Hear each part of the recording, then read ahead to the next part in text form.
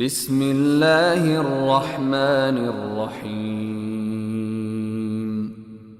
الحمد للہ فاطر السماوات والارض جاعل الملائکة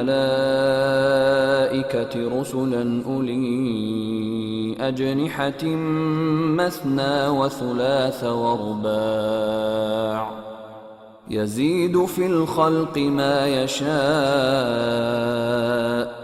ان اللہ على كل شيء قدیر ما يفتح الله للناس من رحمة فلا ممسك لها وما يمسك فلا مرسل له من بعده وهو العزيز الحكيم يا أيها الناس اذكروا نعمة الله عليكم هل من خالق غير الله يرزقكم من السماء والأرض لا إله إلا هو فأنى تؤفكون وَإِن يُكَذِّبُوكَ فَقَدْ كُذِّبَتْ رُسُلٌ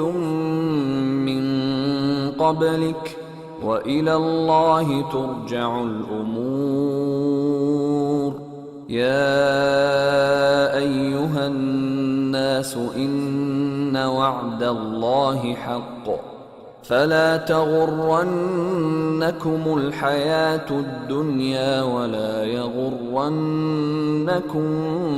بالله الغرور إن الشيطان لكم عدو فاتخذوه عدوا إنما يدعو حزبه ليكونوا من أصحاب السعير الذين كفروا لهم عذاب شديد والذين آمنوا وعملوا الصالحات لهم مغفرة وأجر كبير شروع اللہ کا نام لے کر جو بڑا مہربان نہایت رحم والا ہے۔ سب تعریف اللہ ہی کے لیے ہے جو آسمانوں اور زمین کا پیدا کرنے والا اور فرشتوں کو قاصد بنانے والا ہے، جن کے 2-2 اور 3-3 اور 4-4 پر ہیں۔ وہ اپنی مخلوقات میں جو چاہتا ہے بڑھاتا ہے، بے شک اللہ ہر چیز پر قادر ہے۔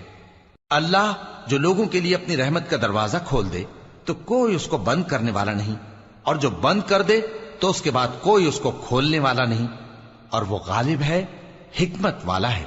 لوگو، اللہ کے جو تم پر احسانات ہیں ان کو یاد کرو۔